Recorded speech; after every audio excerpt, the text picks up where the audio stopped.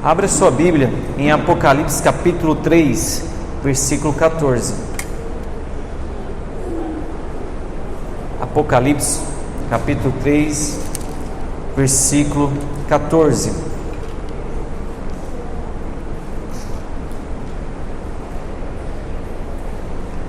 Apocalipse capítulo 3, versículo 14.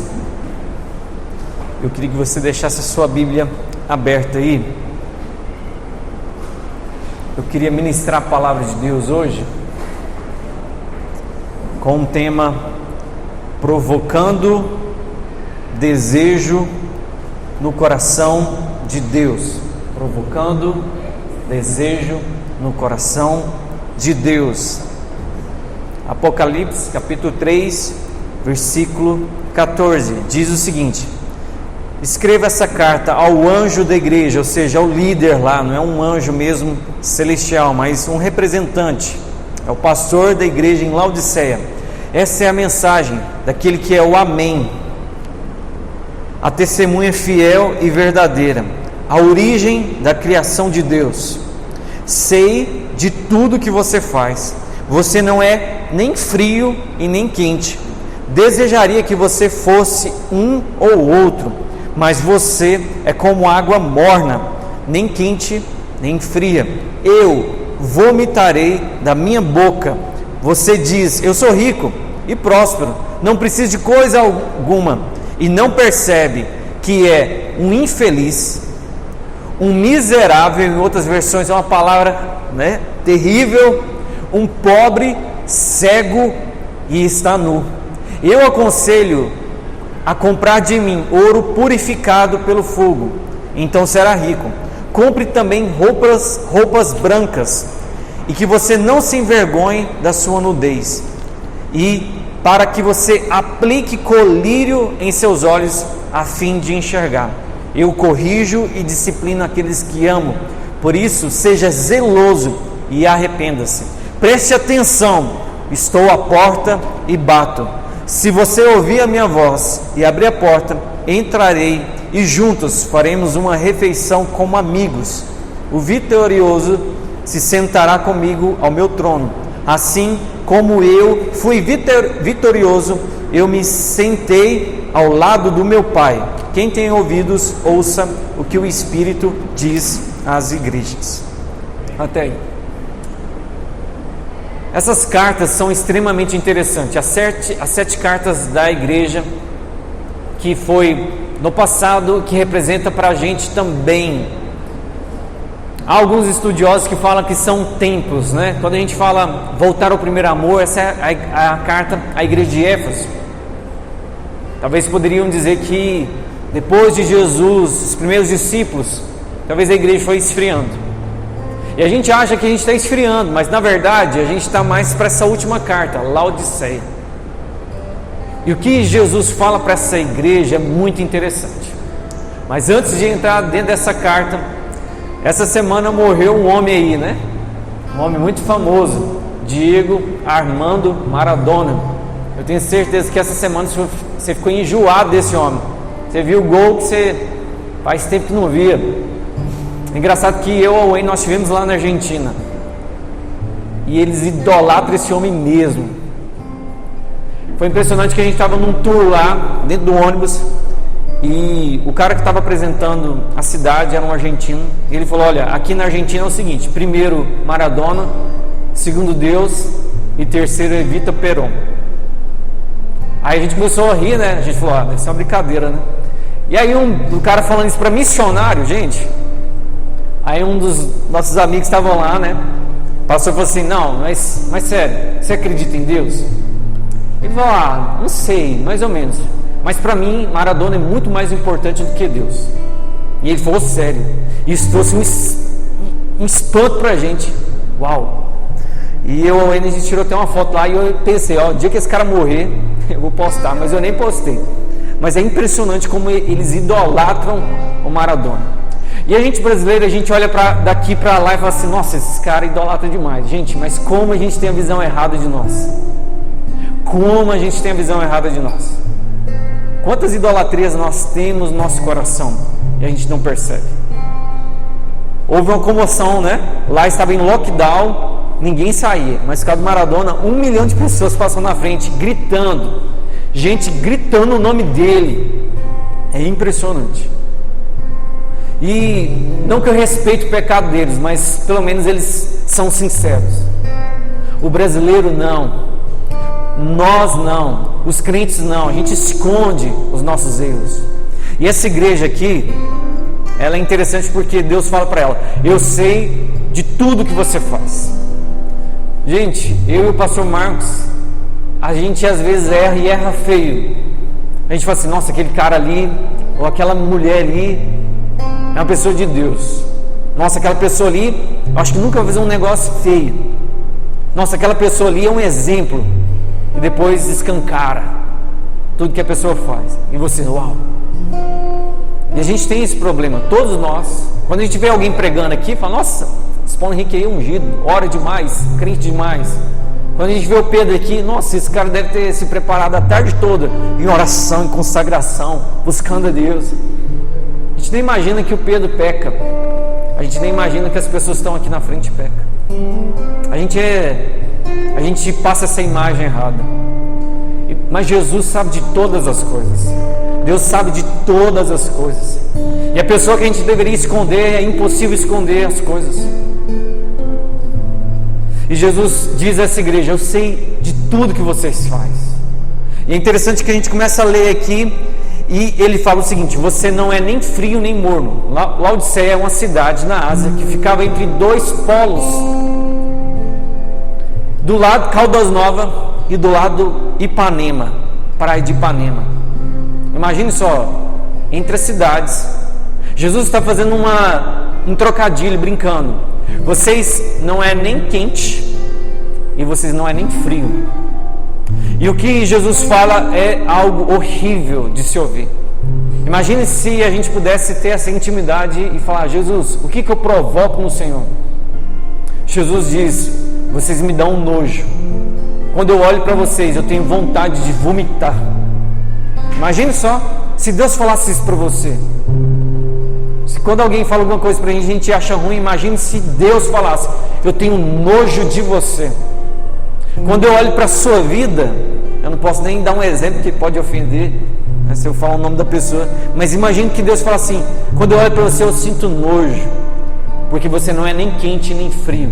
Isso não está significando o tipo de adoração, se você é mais avivado, se você é mais no seu cantinho, nada disso. Está dizendo da sua intensidade com Ele. Você não é nem quente nem frio.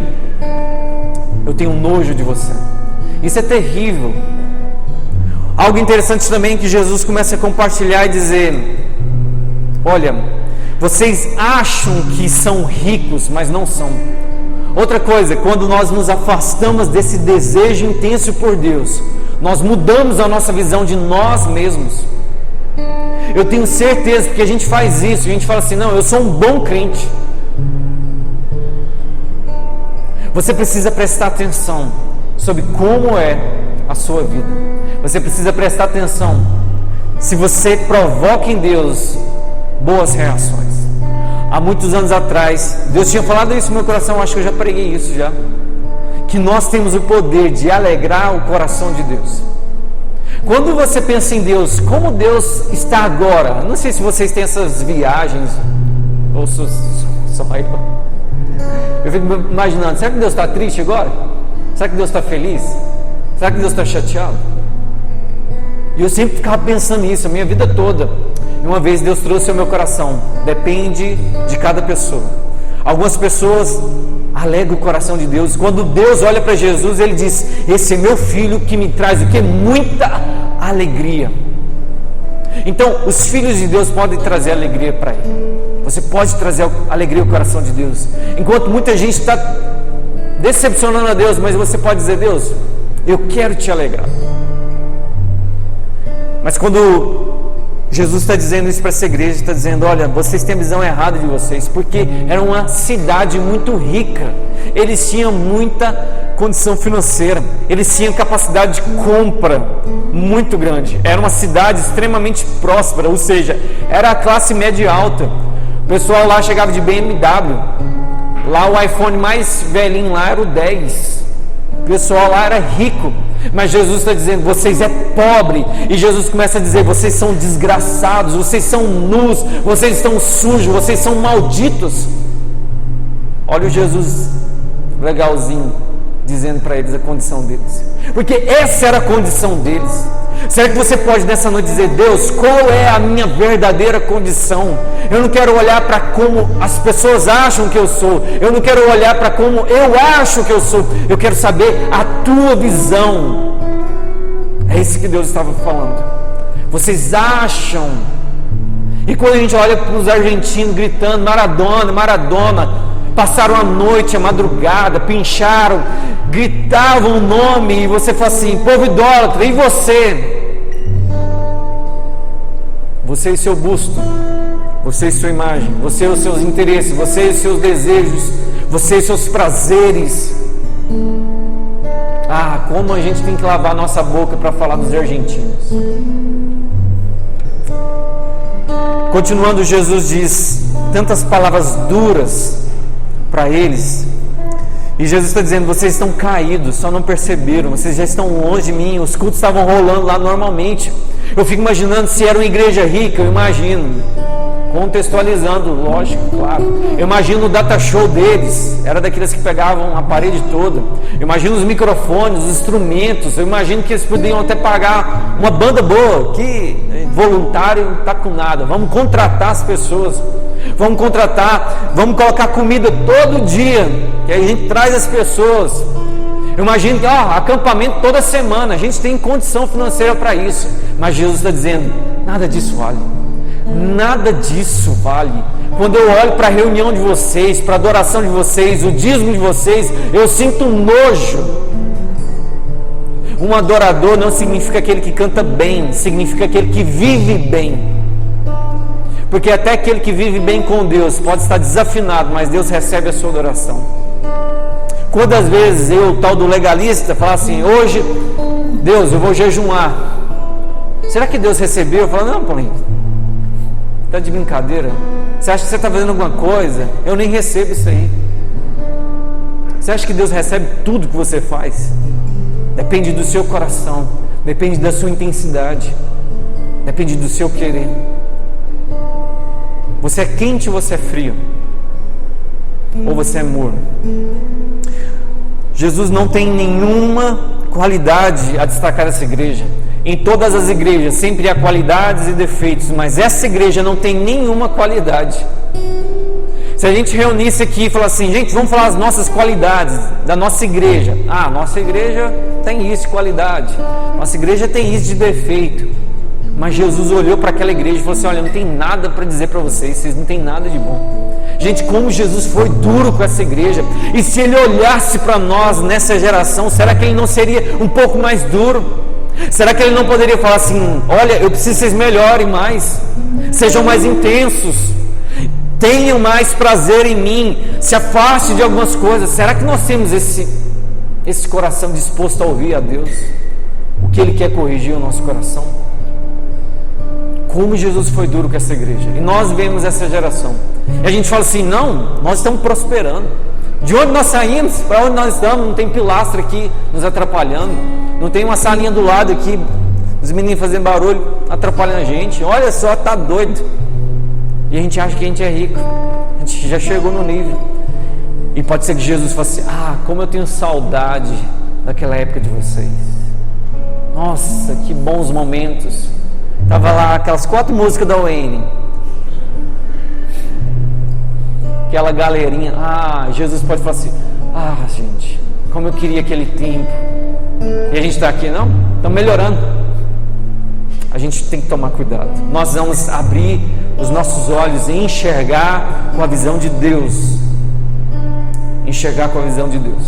E Jesus dá 3 conselhos, que eu quero dar 3 conselhos para vocês, e não quero demorar na palavra de hoje, eu prometo, é sério. Nós vamos terminar o culto mais cedo. Primeiro conselho que Jesus dá, eu quero que vocês comprem de mim. Se vocês são tão ricos, vocês conseguem comprar de mim alguma coisa?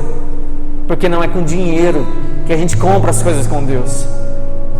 Quando Jesus envia os seus discípulos, os discípulos estão em Samaria, estão pregando o evangelho, chega um cara lá, um mágico, e ele vê que as pessoas são cheias do Espírito Santo, ele falou assim: por favor, Pedro, me dá esse poder, eu te dou dinheiro. Quando Pedro ouve isso, fala assim: afaste de mim, Satanás, ou endemoniado, vá para o inferno com seu dinheiro. É isso que Pedro fala. Você acha que você pode comprar Deus com dinheiro? E a gente acha que a gente pode comprar Deus. Deus, a partir de hoje eu paro de fazer isso. Isso é compra. Deus, se o Senhor fazer isso, eu faço isso. Isso é compra. Jesus está dizendo: comprem de mim. Como vocês vão comprar de um Deus que tem tudo, que não quer nada em troca? Jesus está dizendo: compre de mim o ouro refinado. Ouro significa grandeza, significa realeza.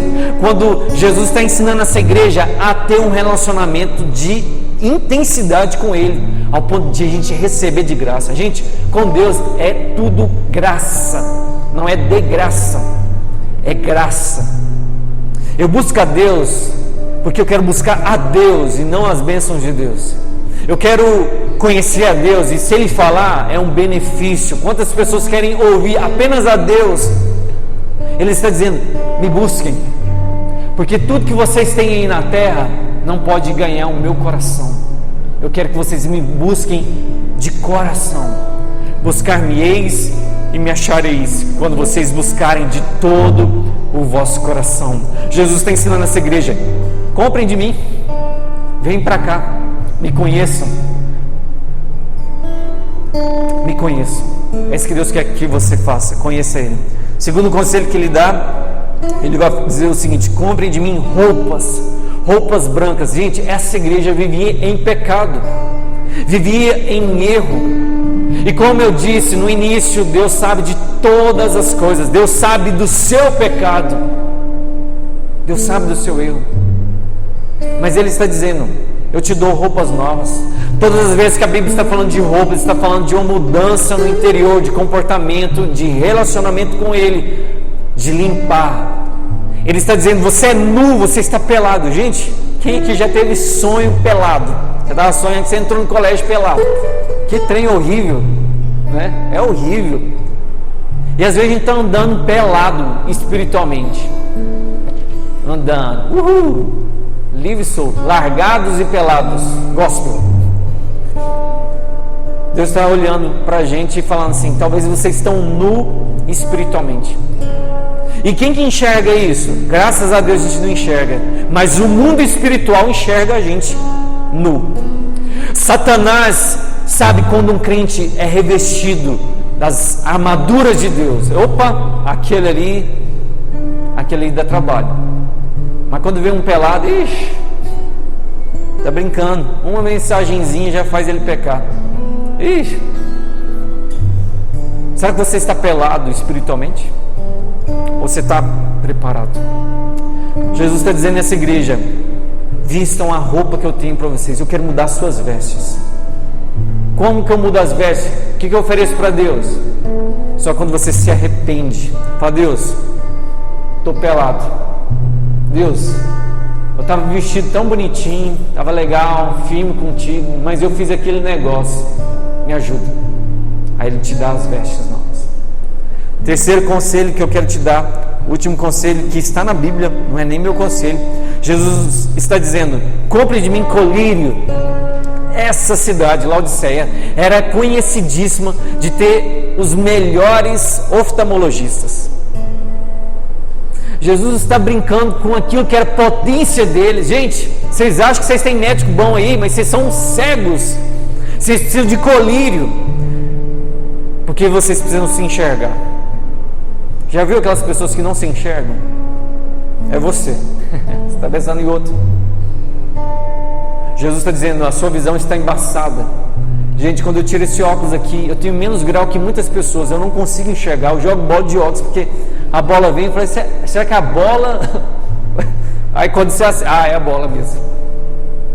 Tem gente que se perdeu o óculos. O irmão da Wayne estava no mar, a onda veio e tirou o óculos. Ele teve que ser guiado como um cego. Você é o que? Arroz? É isso que o pecado faz. Ele tira a nossa visão, ele tira o nosso tato, a percepção. Gente que estava assim, está caminhando para a destruição, mas não percebe. Então, Jesus está dizendo, eu quero te dar colírio.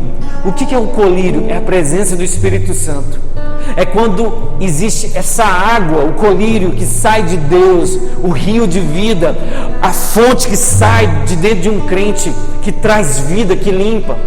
Quem tem problema nos olhos sabe muito bem, não está enxergando bem, colocou 2 gotinhas, nossa, como é bom. Quem tem problema, né, de lágrimas, que o corpo não produz, fica seco, é horrível. Tem que colocar colírio para melhorar as vistas. Você precisa da presença do Espírito Santo, porque é Ele que fala assim, Paulo Henrique, melhora aqui. Mas Deus, o pessoal está pedindo para eu melhorar aqui. Mas eu estou falando para você, melhore aqui. Eu não sei se eu estou errado, mas às vezes a gente cansa de ensinar as pessoas, você está errado, irmão, está fazendo as coisas erradas.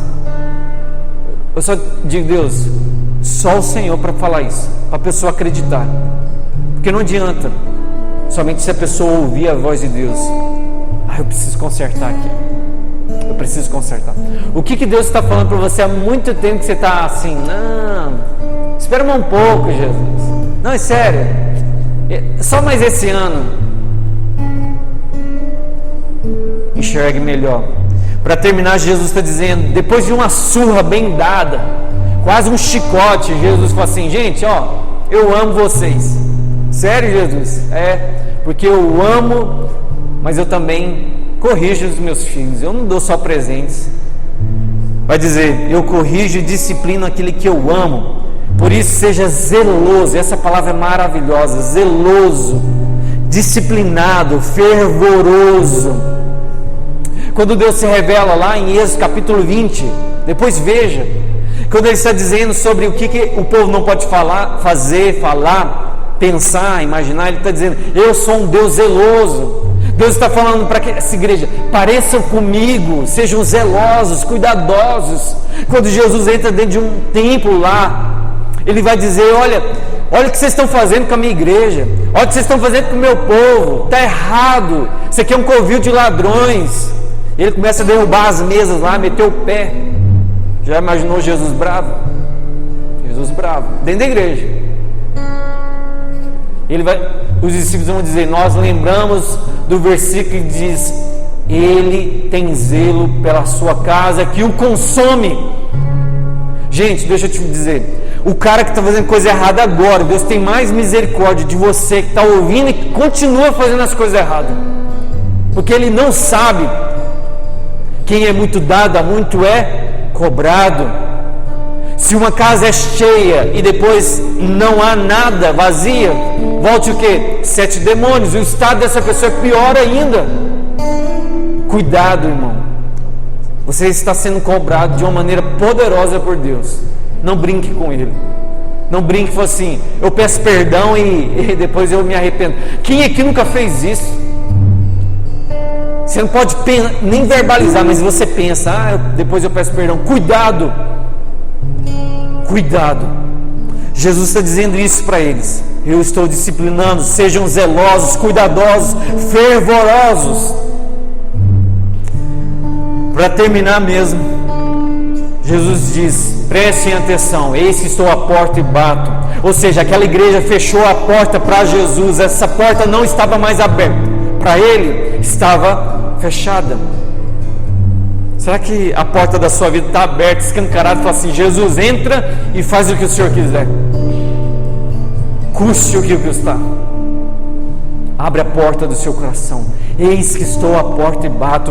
Ei, igreja de Laodiceia, ei, igreja, vocês fecharam a porta para mim. Abra a porta, deixa eu entrar. Se vocês abrirem, não sou eu que vou abrir, porque eu não arrombo. Quem arromba é Satanás. Eu quero que vocês abram, vocês digam, Senhor, eu preciso de você. Pai, eu necessito da tua presença. Aí eu entro com você. É isso que Deus está dizendo. Abre a porta. Abra a porta.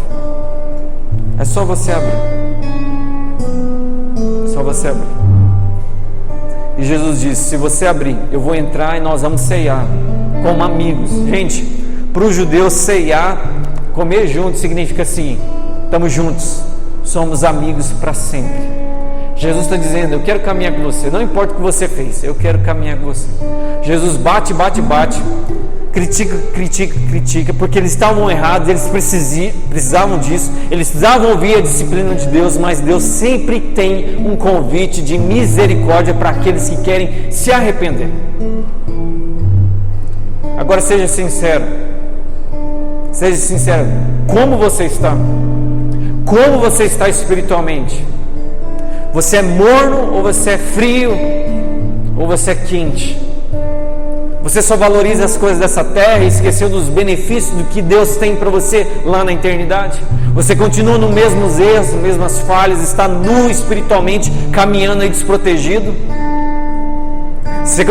Você não consegue enxergar mais as situações da sua vida, não consegue se avaliar, porque quem não se enxerga o outro, enxerga o defeito dos outros, sempre está comentando mal: fulano é isso, fulano é aquilo. É gente que não se enxerga, é gente que não percebeu que o pecado dele é muito maior do que o outro, mas ele tem prazer, porque isso parece que dá uma nivelada, né? Estou errado, mas aquele ali também é errado, aquele ali faz isso. Se coloque de pé nessa hora.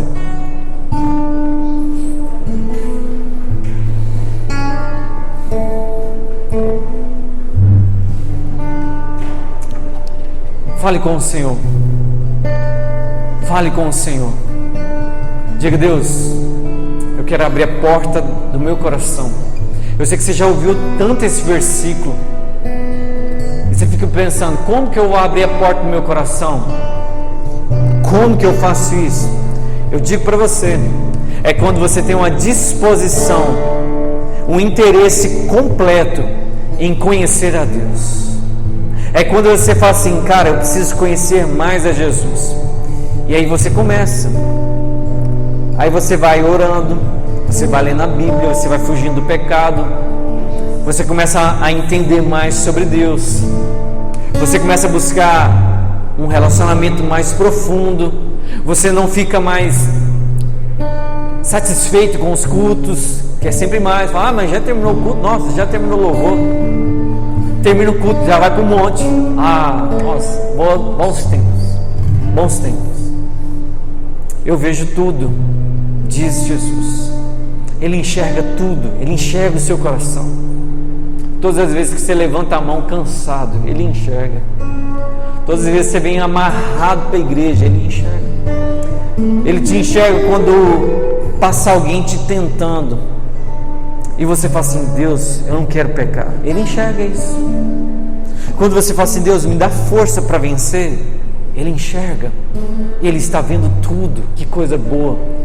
Pensa num relacionamento transparente, que não tem como esconder nada. Davi diz: ainda que eu pense na palavra e nem pronuncie ela, o Senhor já sabe. Seja sincero. Fale: Deus, mostre o meu estado hoje, mostre como eu estou. Deus, reforce aquilo que eu preciso fazer na minha vida. Diga: Deus, ponha vestes novas sobre mim. Ponha as vestes novas sobre mim, Senhor. Diga: Deus, mude a minha visão, que eu possa me enxergar mais, ver os meus defeitos, as minhas falhas, as minhas fraquezas. Diga: Senhor Jesus, eu preciso te conhecer. Eu não posso mais ser esse crente comum, esse crente sentado só no banco, tranquilo. Não, eu quero mais. Se é possível mais, eu quero acessar mais. Se tem como eu te conhecer de uma forma que eu nunca te conheci, então eu quero mais, Senhor. Pai, eu estou cansado de ser esse crente comum, fraco, desanimado. Não, Senhor, enche-me. Diga: Espírito Santo, enche-me. Diga: Espírito Santo, dá-me o teu colírio, derrama sobre os meus olhos, para que eu possa te enxergar, para que eu possa olhar mais para o céu, para a eternidade.